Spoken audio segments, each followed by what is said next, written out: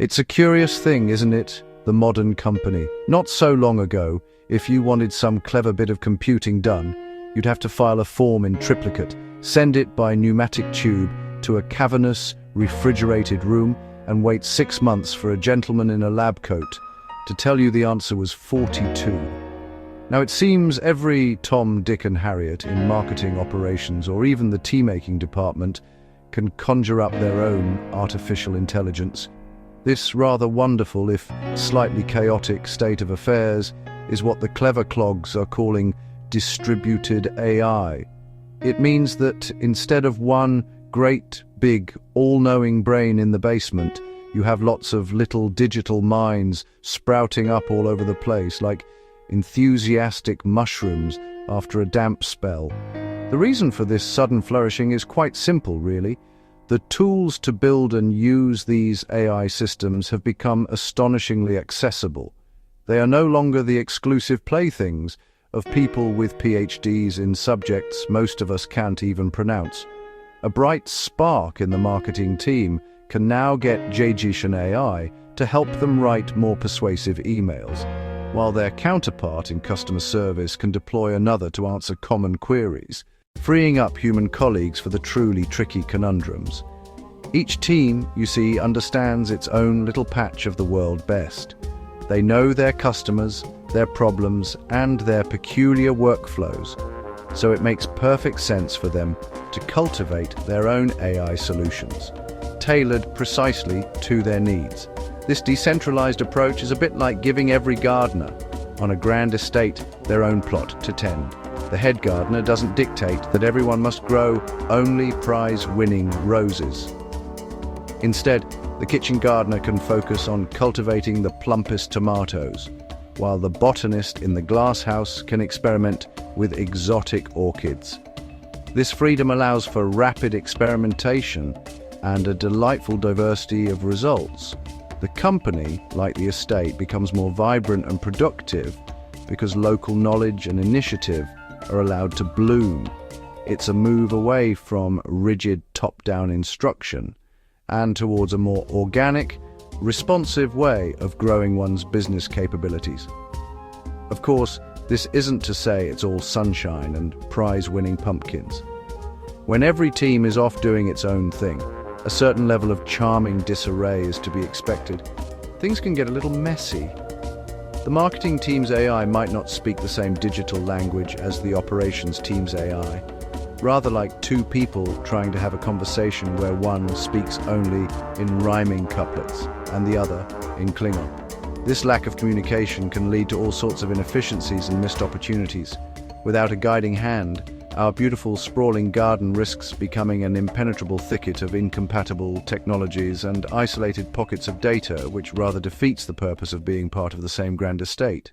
So how does one reap the rewards of this distributed AI garden without it descending into utter chaos? The answer, my dear friends, is not to build higher walls or to pave over the flower beds. It is not about control, but coordination.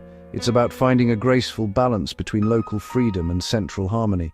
Think of it as establishing a few simple, sensible rules for the estate that everyone can agree on. One of the most effective ways to do this is through what one might call federated rules. These aren't draconian laws, but gentle guardrails, setting the essential boundaries within which teams can safely play.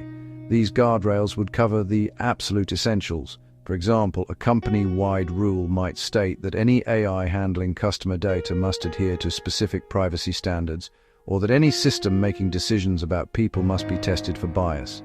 These are the non-negotiables. Within these boundaries, however, teams remain free to choose their own tools and methods. To keep track of it all, one might create a simple central registry, a sort of digital domesday book, where teams log their AI projects. This isn't for micromanagement, but for visibility. It helps everyone see who is working on what, preventing duplicated effort and fostering collaboration. Another splendid idea is to provide shared platforms and tools. Instead of each team having to build its own toolshed from scratch, the estate can provide a beautifully equipped central workshop that everyone can use. This could be a shared cloud platform where teams can access pre-approved data sources, powerful computing resources, and a library of useful, pre-built AI components.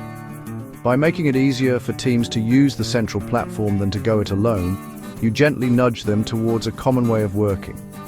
This reduces wasted effort and ensures that the digital tools being built across the company can, at a basic level, understand one another. Finally, and perhaps most importantly, one must cultivate a network of human helpers. Technology alone is never the whole answer. The most successful estates have not just a head gardener, but a team of experienced hands who can offer advice and support. A company can create a small center of excellence, a rather grand title for what is essentially a friendly help desk for all things AI. This center doesn't build everything itself. Instead, it empowers the other teams by providing training, offering expert consultations, and sharing best practices. Its goal is to make everyone else a better gardener, not to do all the gardening for them. This human touch is crucial for building a culture of responsible and effective AI use. In the final analysis, the rise of distributed AI is not something to be feared or suppressed. It is a tremendous opportunity.